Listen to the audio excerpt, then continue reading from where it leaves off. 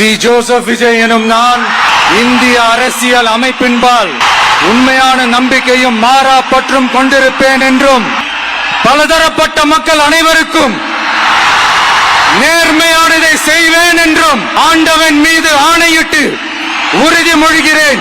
টানা ৫ দিন ধরে নানা জল্পনা নাটকীয় পট পরিবর্তনের পর অবশেষে তামিলনাড়ুর মুখ্যমন্ত্রী পদে শপথ নিলেন থালাপতি বিজয়। ১৯৬৭ সাল থেকে ডিএমকে কিংবা এডিএমকের হাতেই ছিল তামিলনাড়ুর রাজ্যের রাশ। এই প্রথম ওই দুই দলের বাইরে কোনো নতুন দলের উত্থান হলো দক্ষিণের এই রাজ্যটিতে।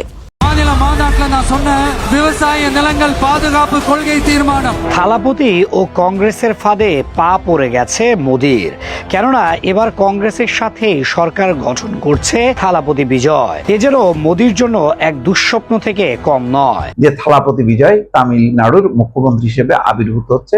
যারা এই মুহূর্তে ভিডিওটি দেখছেন, ভিডিওটা প্লে করেছেন, তাদেরকে অনুরোধ করব পুরো ভিডিওটি সম্পূর্ণ দেখবেন। খুবই গুরুত্বপূর্ণ একটা ভিডিও নিয়ে হাজির হয়েছি আপনাদের মাঝে। শপথ নিয়েছে থালাপতি বিজয়, তামিলনাড়ুর মুখ্যমন্ত্রী এখন দক্ষিণী সুপারস্টার থালাপতি বিজয়। তার এই শপথকে কেন্দ্র করে নানা নাটকীয়তা আমরা দেখতে পেরেছি। তাকে শপথ নেওয়া থেকে বিরত রাখার অনেক ষড়যন্ত্র পরিকল্পনা করা হয়েছিল, দিন শেষে সব কিছু ব্যর্থ হয়ে গেছে। প্রিয় দর্শক, থালাপতি বিজয় মুখ্যমন্ত্রীর শপথ নেওয়ার পরে কঠিন হুঁশিয়ারি দিয়ে একই বলল বিজেপি অর্থাৎ নরেন্দ্র মোদীর দলকে উদ্দেশ্য করে, তামিলনাড়ুতে আর কোনো ফ্যাসিবাদী শাসন ব্যবস্থা প্রশ্রয় দেওয়া হবে না। থালাপতি বিজয় স্পষ্ট করেছে যে তামিলনাড়ুতে ধর্মীয় রাজনীতি এখন আর করা যাবে না।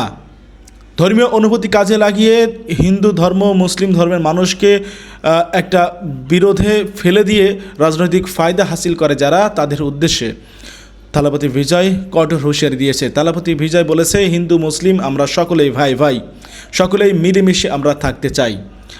প্রিয় দর্শক শ্রোতামণ্ডলী, থালাপতি বিজয় তিনি মুখ্যমন্ত্রীর শপথ নেওয়ার পরে তার প্রথম ভাষণ যেটি ছিল, তার যে বক্তব্য ছিল, সেই বক্তব্যটি এখন পুরো বিশ্ব জুড়ে প্রশংসা করেছে।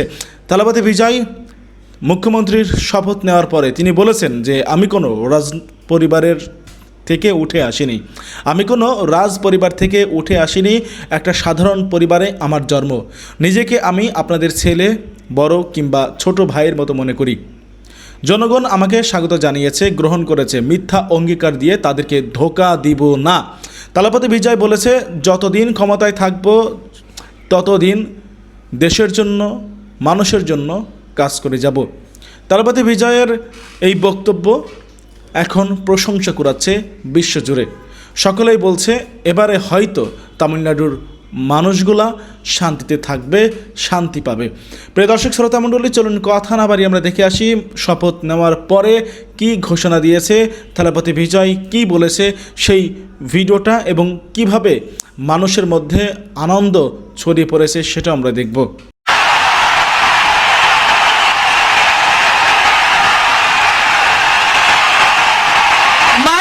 தமிழ்நாடு முதலமைச்சராக பதவியேற்க உள்ள திரு சி ஜோசப் விஜய் அவர்களை வருக வருக என்று வரவேற்கின்றோம்।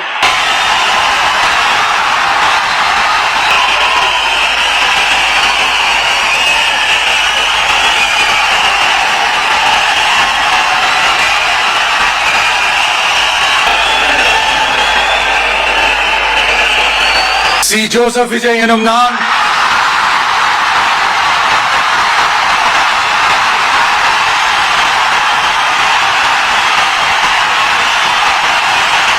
சட்டப்படி அமைக்கப்பெற்ற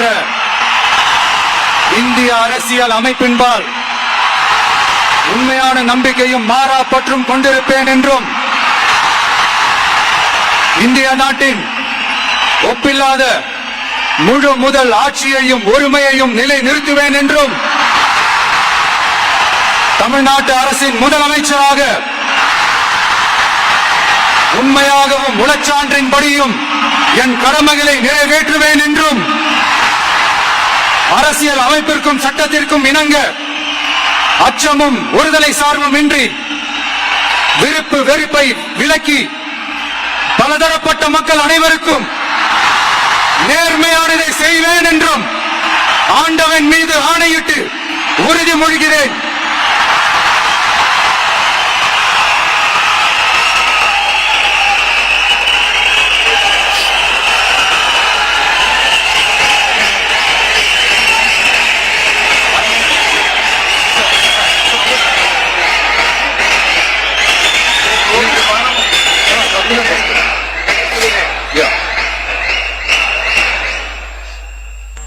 ஸ்ரீ ஜோசப் விஜய் எனும் நான்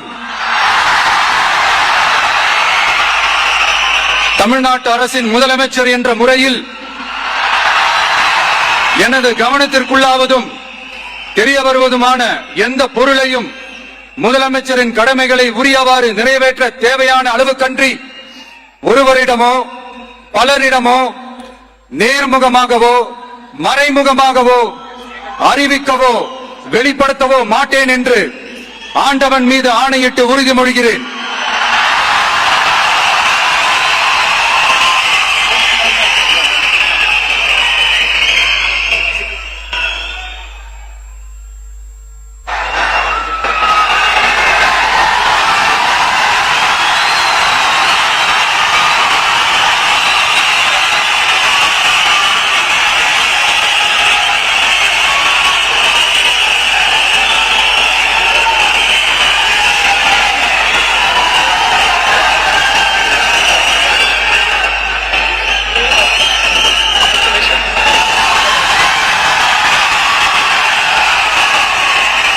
টানা 5 দিন ধরে নানা জল্পনা নাটকীয় পট পরিবর্তনের পর অবশেষে তামিলনাড়ুর মুখ্যমন্ত্রী পদে শপথ নিলেন থালাপতি বিজয়। 1967 সাল থেকে ডিএমকে কিংবা এডিএমকে এর হাতেই ছিল তামিলনাড়ুর রাজ্যের রাশ। এই প্রথম ওই দুই দলের বাইরে কোন নতুন দলের উত্থান হলো দক্ষিণের এই রাজ্যটিতে। এর মধ্য দিয়ে ভারতের তামিলনাড়ুর রাজনীতিতে দীর্ঘ 6 দশকের দ্রাবিড় আধিপত্যের অবসান ঘটিয়ে ইতিহাস করলেন অভিনেতা থেকে রাজনীতিক বনে যাওয়া শ্রী জোসেফ বিজয়। রোববার সকালে চেন্নাইয়ের এক বর্ণাঢ্য অনুষ্ঠানে রাজ্যের নতুন মুখ্যমন্ত্রী হিসেবে শপথ নিয়েছেন তামিলাগা ভেট্টুরি কাজিগামা টিভিকে প্রধান। মঞ্চে হাজির ছিলেন কংগ্রেস নেতা রাহুল গান্ধীও। বিজয়ের সঙ্গে শপথ নিলেন আরো 9 জন টিভিকে নেতা। সব মিলিয়ে বিজয় থালাপতির এই শপথকে ঐতিহাসিক বলা হচ্ছে বেশ কয়েকটি কারণে। প্রথমত, 1967 সালের পর এই প্রথম তামিলনাড়ুতে ডিএমকে বা এআইডিএমকে এর বাইরে অন্য কোন রাজনৈতিক শক্তি সরকার গঠন করল। দ্বিতীয়ত, একজন চলচ্চিত্র তারকা এত দ্রুত রাজ্যের প্রধান রাজনৈতিক শক্তিতে পরিণত হলেন, সেটিও বিরল ঘটনা। আর তৃতীয়ত, বিজয়ের উত্থান তামিল রাজনীতিতে নতুন প্রজন্মের ভোটারদের মানসিকতার পরিবর্তনের ইঙ্গিত দিচ্ছে। তরুণদের বড় একটি অংশ পুরনো রাজনৈতিক কাঠামোর বাইরে নতুন নেতৃত্ব খুঁজছিল। বিজয় সেই শূন্যস্থান পূরণ করতে সক্ষম হয়েছেন। দর্শক, শপথ নেওয়ার পর প্রথম দিনেই চমক দেখিয়েছেন থালাপতি বিজয়। দায়িত্ব নেওয়ার পর তিনি এমন 3টি গুরুত্বপূর্ণ ফাইলে স্বাক্ষর করেছেন যা রাজ্যের সাধারণ মানুষের জীবনে বড় প্রভাব ফেলবে। তার প্রথম সিদ্ধান্তগুলোর মধ্যে রয়েছে বিনামূল্যে বিদ্যুৎ, মাদক বিরোধী কঠোর ব্যবস্থা এবং নারীদের নিরাপত্তা নিশ্চিত করা। দর্শক, তামিলনাড়ুর রাজনীতিতে সিনেমার প্রভাব নতুন কিছু নয়। সিএন আন্নাদুরাই, এমজি রামাচন্দ্রন, জয়ললিতা কিংবা করুণানিধি প্রত্যেকেই কোনো না কোনোভাবে চলচ্চিত্র জগতের সঙ্গে যুক্ত ছিলেন। তবে বিজয় থালাপতির উত্থানকে আলাদা করে দেখছেন বিশ্লেষকরা। কারণ থালাপতি এমন এক সময় রাজনীতিতে প্রবেশ করেন যখন তামিলনাড়ুর রাজনীতি দীর্ঘদিনের দুই শক্তিশালী শিবির ডিএমকে ও এআইএডিএমকে এর মধ্যে সীমাবদ্ধ হয়ে পড়েছিল। সেই দ্বিমেরু রাজনীতির ভেতরে জায়গা করে নেওয়া সহজ ছিল না, কিন্তু কয়েক বছরের মধ্যেই বিজয় সেই অসম্ভবকে সম্ভব করেছেন। তবে নাটকের পেছনেও ছিল বহু ছোট ছোট চিত্রনাট্য। দর্শক, ডিএমকের সঙ্গে জোট ছেড়ে বেরিয়ে সরকার গড়ার প্রশ্নে টিভিকে সমর্থন করার কথা আগেই জানিয়েছিল কংগ্রেসের 5 বিধায়ক। সমর্থন জানান 4 বাম বিধায়কও। তাতেও বিজয় জোট সঙ্গীদের বিধায়ক সংখ্যা গিয়ে দাঁড়ায় 116-তে। কারণ বিজয়কে তার জেতা 2টি আসনের একটি ছেড়ে দিতে হবে। শনিবার দুপুরের পর এই মহানাটকের জবনিকা পড়ে। আইইউএমএল ও ভিসিকে বিজয়কে সমর্থন করার ফলে ম্যাজিক ফিগার ছুঁয়ে ফেলেন থালাপতি। বর্তমানে তার কাছে 120 জন বিধায়কের সমর্থন রয়েছে। সরকার গঠনের প্রশ্নে শনিবার ভিসিকে ও আইইউএমএল বিজয়ের দল টিভিকে সমর্থনের কথা ঘোষণা করার পরই যাবতীয় অনিশ্চয়তা কেটে যায়। রাজ্যপাল আর লেকরের কাছে গিয়ে সমর্থনকারী বিধায়কদের চিঠি পেশ করেন বিজয়। তারপরই তাকে সরকার গঠনের আহ্বান করেন রাজ্যপাল। এবারে নির্বাচনে থালাপতির দল টিভিকে 108 আসন জিতে একক বৃহত্তম দল হয়েছে। কিন্তু সরকার গঠনের জন্য যে 118 আসন প্রয়োজন তা বিজয়ের ছিল না। তাই 2 বার সরকার গড়ার দাবি জানালেও রাজ্যপাল তাকে ফিরিয়ে দেন। তারই মাঝে ভেতরে ভেতরে সরকার গঠনের প্রক্রিয়া শুরু করে ডিএমকে। রাজনৈতিক তিক্ততাকে দূরে সরিয়ে এই ডিএমকে এর সঙ্গে যোগাযোগ করেন ডিএমকে নেতৃত্ব, কিন্তু তাদের কাছেও সংখ্যাগরিষ্ঠতা ছিল না। সেই কারণে ভিসিকে প্রধান থোল থিরুমাবালনকে মুখ্যমন্ত্রী করে তার 2 বিধায়কের সমর্থন জোগাড়ের চেষ্টা করে ডিএমকে, কিন্তু তাতে প্রবল আপত্তি জানায় এডিএমকে। ঘটনাচক্রে তারপরে আইইউএমএল ও ভিসিকে বিজয়কে সমর্থনের কথা ঘোষণা করে। এরপরই 180 ডিগ্রি ঘুরে যায় থালাপতির ভাগ্য।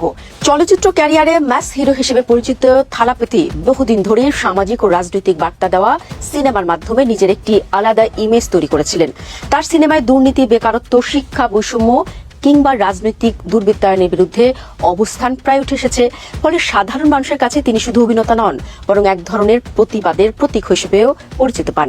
এই জনপ্রিয়তাকেই তিনি রাজনৈতিক শক্তিতে রূপ দিতে শুরু করেন। 2024 সালে আনুষ্ঠানিকভাবে তামিলাগা ভেট্রি কাজাগাম গঠনের মধ্য দিয়ে বিজয়ের রাজনীতিতে পূর্ণ মাত্রায় প্রবেশ করেন।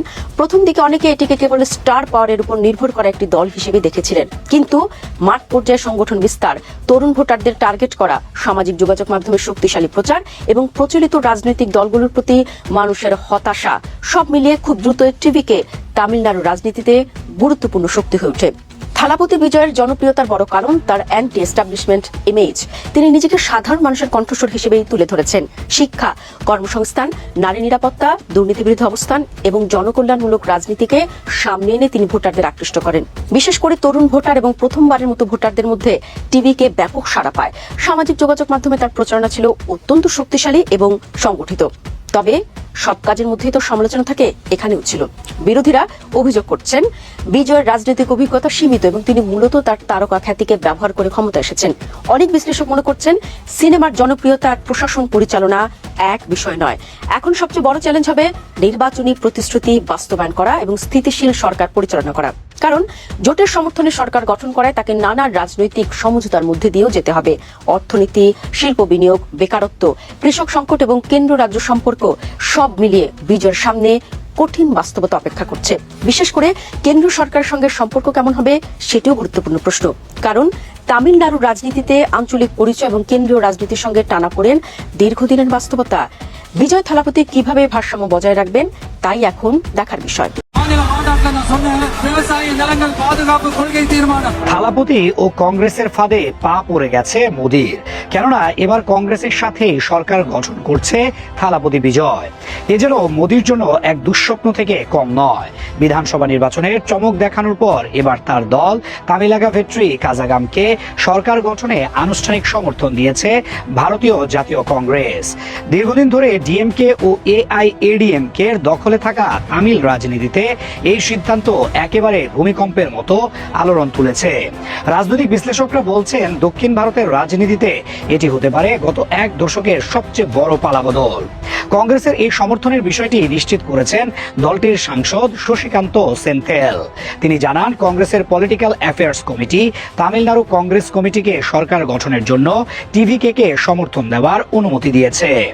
দলীয় সূত্র বলছে কংগ্রেস নেতা রাহুল গান্ধী শুরু থেকেই বিজয়ের প্রতি ইতিবাচক ছিলেন, যদিও কংগ্রেস সভাপতি মল্লিকার্জুন খার্গে চেয়েছিলেন সিদ্ধান্তটি সরাসরি দিল্লি থেকে চাপিয়ে না দিয়ে রাজ্য ইউনিট থেকে আসুক। রাজনৈতিক মহলে এটিকে কংগ্রেসের কৌশলী শর্ত হিসেবেই দেখা হচ্ছে এবং কেউ কেউ বলছেন এটি ছিল মোদীকে ফাঁদে ফালানোর একটি কৌশল। 234 আসনের তামিলনাড়ু বিধানসভা বিজয়ের দল টিভিকে একাই জিতেছে 108টি আসন।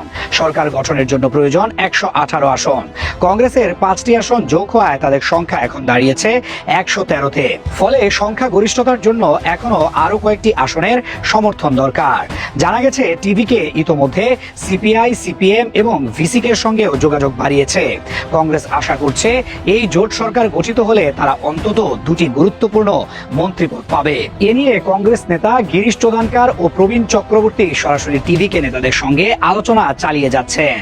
খুব দ্রুতই রাজ্যপাল রাজেন্দ্র বিশ্বনাথ আরলেকারের কাছে সরকার গঠনের দাবি জানিয়ে চিঠি দেওয়া হতে পারে বলেও জানা গেছে।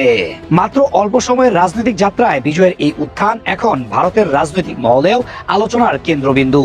সিনেমার পর্দায় দুর্নীতির বিরুদ্ধে লড়াই করা নায়ক হিসেবে তার যে জনপ্রিয়তা ছিল, বাস্তব রাজনীতিতেও সেটিকেই পুঁজি করেছেন তিনি।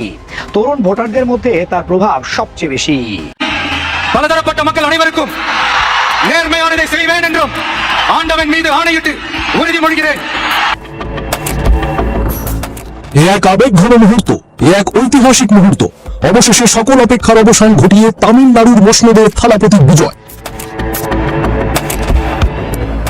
প্রথম ভাষণে বিশ্বজুড়ে তোলপাড়, কিন্তু তার এই মুখ্যমন্ত্রী হয়ে ওঠার পিছনে গল্প এত সহজ ছিল না। নির্বাচনে জয়লাভ করেও একসময় শপথ গ্রহণ করাই অনিশ্চিত হয়ে পড়েছিল। মনে হচ্ছিল সবকিছু শেষ হয়ে গেছে। ঠিক তখনই জেগে উঠল আশার আলো, নিভে গেল সকল অন্ধকার। সময় তখন ফুরিয়ে আসছিল। ঘড়ির কাঁটা যেন আক্ষরিক অর্থেই এক ভয়ঙ্কর সংকেত নিয়ে এগিয়ে আসছিল তামিলনাড়ুর রাজনীতির দিকে। আর মাত্র কয়েকটা ঘন্টা, 10 মে তারিখটি পার হলেই সব শেষ। তামিলনাড়ুর আকাশে নেমে আসতো এক ভয়ঙ্কর সাংবিধানিক অন্ধকার, যাকে আমরা বলি রাষ্ট্রপতির শাসন। চেন্নাইয়ের হাওয়া তখন রীতিমতো থমথমে। থালাপতি বিজয়ের রাজনৈতিক দল টিভিকে এর সদর দপ্তরে পিন পতন নীরবতা। যে মানুষটি রূপালী পর্দায় একাই 100 হাজারো শত্রুর মোকাবিলা করেন তুড়ি মেরে, সেই শ্রী জোসেফ বিজয় রাজনীতির বাস্তব ময়দানে এসে যেন এক শ্বাসরুদ্ধকর থ্রিলারের জালে আটকে পড়েছিলেন। দর্শক, আজ আমরা জানবো সেই অবিশ্বাস্য উপাখ্যান, কিভাবে ধ্বংসস্তূপ থেকে ফিনিক্স পাখির মতো জেগে উঠে তামিলনাড়ুর মসনদে বসলেন থালাপতি বিজয়। আর মুখ্যমন্ত্রী হয়ে প্রথম ভাষণে তিনি কি এমন বললেন যা দেখে খোদ দিল্লিও আজ চিন্তিত। সরকার গড়তে ম্যাজিক ফিগার ছিল 118, কিন্তু কংগ্রেস, বামপন্থী দল আর বিজয়ের নিজস্ব শক্তি মিলিয়ে সংখ্যাটা আটকে ছিল 117-তে। মাত্র একটি আসনের ব্যবধানে হাতছাড়া হতে যাচ্ছিল দক্ষিণ ভারতের অন্যতম শক্তিশালী রাজ্যের মসনদ। যখন প্রতিপক্ষরা মুচকি হাসছিল আর দিল্লির দরবারে রাষ্ট্রপতির শাসনের ফাইল তৈরি হচ্ছিল, ঠিক তখনই দৃশ্যপটে এক অকল্পনীয় এন্ট্রি। রাজনীতির দাবার বোর্ডে মোক্ষম চালটি চাললেন ইন্ডিয়ান ইউনিয়ন মুসলিম লীগের এক তুখোর নেত্রী ফাতিমা তাহলিয়া। পর্দার আড়ালে থেকে তিনি এমন এক সমীকরণ মেলালেন যা পুরো দক্ষিণ ভারতের হিসাব পাল্টে দিল। মুসলিম লীগের সমর্থন আসতেই বিজয়ের সংখ্যা দাঁড়ালো 119। মুহূর্তেই যেন চেন্নাইয়ের কালো মেঘ কেটে গেল। একে একে ভিসিকে এর মতো দলগুলো পাশে দাঁড়ানোয় এখন বিজয় 121 আসনের এক অপ্রতিরোধ্য পাহাড়। বিকেলে যখন রাজভবন থেকে শপথের ডাক এলো, তখন সমর্থকদের গগনবিদারী স্লোগানে প্রকম্পিত হয়ে উঠল চেন্নাই। 10 মে 2026 চেন্নাইয়ের জওহরলাল নেহেরু ইনডোর স্টেডিয়ামে লাখো মানুষের সামনে দাঁড়িয়ে সাধারণ এক শার্ট পরে যখন জোসেফ বিজয় শপথ নিলেন, তখন ইতিহাস তৈরি হলো। কিন্তু আসল ধামাকা তখনও বাকি ছিল। শপথ নিয়ে মাইকের সামনে দাঁড়িয়ে বিজয় যে ভাষণ দিলেন, তা যেন কোনো রাজনৈতিক নেতার নয়, বরং এক পরিবারের বড় ভাইয়ের আর্তনাদ আর সংকল্প। বিজয় শুরুতেই নিজেকে সাধারণ মানুষ হিসেবে পরিচয় দিয়ে বললেন, আমি কোনো রাজকীয় পরিবার থেকে আসিনি, আমি আপনাদের পরিবারেরই একজন। আপনারা আমাকে ভালোবেসে বড় করেছেন। আজ আমি এসেছি আপনাদের কাছে আমার কৃতজ্ঞতার ঋণ শোধ করতে। তার ভাষণের যে 4টি পয়েন্ট সারা ভারতে তোলপাড় সৃষ্টি করেছে, তা হলো একছত্র ক্ষমতা। বিজয় সরাসরি হুঙ্কার দিয়ে বলেছেন, আমাকে ছাড়া আর কোনো ক্ষমতার কেন্দ্র থাকবে না, আমিই হব একমাত্র চালিকা শক্তি। এটি মূলত জোট রাজনীতির চাপমুক্ত থেকে কাজ করার এক কঠিন বার্তা। 2. শ্বেতপত্র ও অর্থনৈতিক সংকট। তিনি জনগণের সামনে রাজ্যের আসল চিত্র তুলে ধরলেন। বিজয় জানান, তামিলনাড়ুর বর্তমান ঋণ 10 লাখ কোটি রুপিরও বেশি। তিনি প্রশ্ন তুললেন, কোষাগার কেন খালি? তিনি ঘোষণা করলেন একটি শ্বেতপত্র প্রকাশের, যেখানে প্রতিটা পয়সার হিসাব থাকবে। 3. সামাজিক ন্যায় ও ধর্মনিরপেক্ষতা। উগ্রবাদের বিপক্ষে দাঁড়িয়ে তিনি বললেন, আজ থেকে তামিলনাড়ুতে এক নতুন যুগের সূচনা হলো, প্রকৃত ধর্মনিরপেক্ষ সামাজিক ন্যায়ের যুগ, যেখানে কোনো বিভাজন থাকবে না। 4. স্বচ্ছতা ও সম্পদ। নিজের 624 কোটি রুপির সম্পদের হিসাব হলফনামায় দিয়ে তিনি প্রমাণ করেছেন স্বচ্ছতা। তিনি বললেন, আমি মিথ্যা প্রতিশ্রুতি দেব না, যা সম্ভব তাই করব। বিজয়ের এই মুখ্যমন্ত্রী হয়ে ওঠা কেবল একটি রাজ্যের ক্ষমতা বদল নয়, এটি আসলে সাধারণ মানুষের উপর অসাধারণের জয়ের গল্প। তিনি যখন মঞ্চে দাঁড়িয়ে কংগ্রেস নেতা রাহুল গান্ধী বা মল্লিকার্জুন খাড়গেকে ধন্যবাদ দিচ্ছিলেন, তখন তার চোখে ছিল স্পষ্ট লক্ষ্য। তিনি জানেন সামনে পাহাড় প্রমাণ বাধা। ভারতের প্রধানমন্ত্রী নরেন্দ্র মোদীও তাকে অভিনন্দন জানিয়েছেন, কিন্তু রাজনীতির কারবারিরা বলছেন দক্ষিণ ভারতে বিজয়ের এই উত্থান দিল্লির ক্ষমতার অলিন্দে বড় ধরনের কম্পন ধরিয়ে দিয়েছে। সংখ্যালঘু সম্প্রদায়, বিশেষ করে মুসলিমরা, আজ এই ভেবে স্বস্তি পাচ্ছেন যে তাদের অধিকার রক্ষায় এক নতুন পাহারাদার দাঁড়িয়েছেন চেন্নাইয়ের মসনদে। দর্শক, সিনেমার পর্দায় বিজয়কে আমরা বারবার জিততে দেখেছি, কিন্তু বাস্তব জীবনের এই জয় ছিল অনেক বেশি কঠিন, অনেক বেশি ত্যাগের। নিজের সফল কেরিয়ার ছেড়ে মানুষের সেবায় নেমে পড়া এই বিজয় মামা কি পারবেন তামিলনাড়ুর সেই বিশাল ঋণের বোঝা কমাতে? তিনি কি পারবেন তার দেওয়া দুর্নীতিমুক্ত প্রশাসনের প্রতিশ্রুতি রক্ষা করতে? দর্শক, আপনার কি মনে হয় থালাপতি বিজয়ের এই নতুন ইনিংস ভারতের জাতীয় রাজনীতিতে কতটা প্রভাব ফেলবে? কমেন্ট করে আমাদের জানান আপনার মতামত। আর ভিডিও কি ভালো লাগলে লাইক দিন এবং আমাদের চ্যানেলে নতুন হলে সাবস্ক্রাইব করে বেল আইকনটি বাজিয়ে দিন। দেখা হবে পরবর্তী কোনো রোমাঞ্চকর পর্বে। ততক্ষণ ভালো থাকুন, পাশে থাকুন।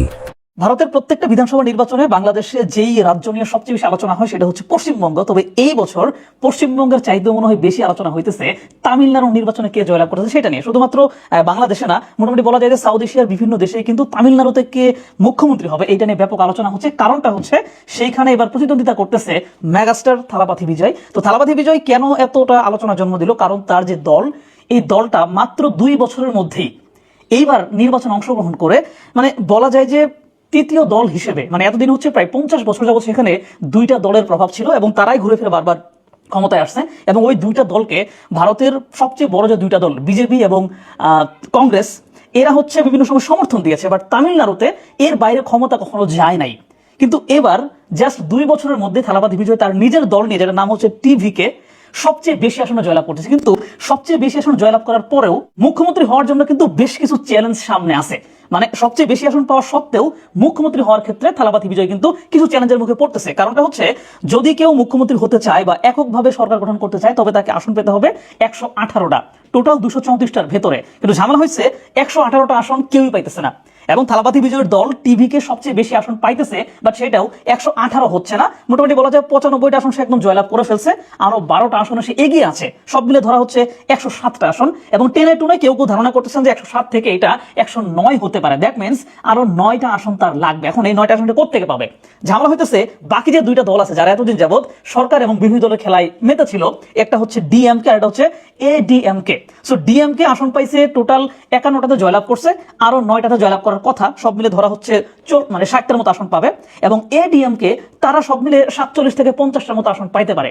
এখন বিরোধী দল আর সরকার দল এতদিন যারা ছিল, এরা দুইজন যদি এক হয়ে যায় তাহলেও কিন্তু দেখেন হিসাবে 118টা হইতেছে না। দ্যাট মিনস এই 2 দল একসাথে মিলে গিয়েও 118টা মিলাইতে পারতেছে না। তাহলে থালাপাতির সাথে এই বড় 2টা দলের ভিতরে যে কোনো একটা দলকে মিলিত হইতে হবে, তাহলে তারা একসাথে সরকার গঠন করতে পারবে। কথা হচ্ছে কারা একসাথে হবে? এতদিন ধরেন যারা সরকারে ছিল, মানে ওই দলটার নাম হচ্ছে ডিএমকে, এবং ডিএমকে এর প্রতি সমর্থন আছে মূলত ভারতের জাতীয় কংগ্রেসের। এবং এই মুহূর্তে থালাপাতির দল কিন্তু এই ডিএমকে এর পুরোপুরি বিপরীত অবস্থানে। দ্যাট মিনস বিরোধী দলের জায়গা থেকে নির্বাচন অংশগ্রহণ করেছে। তার মানে থালাপাতি যদি ডিএমকে এর সাথে জোটবদ্ধ হয়, এইটা তাহলে কেমন ব্যাপার হলো যে একেবারে সরকারি দল, মানে যার বিরুদ্ধে আমি নির্বাচন করলাম তার সাথে জোটবদ্ধ হয়ে গেলাম। ব্যাপারটা একটু কেমন লাগতেছে?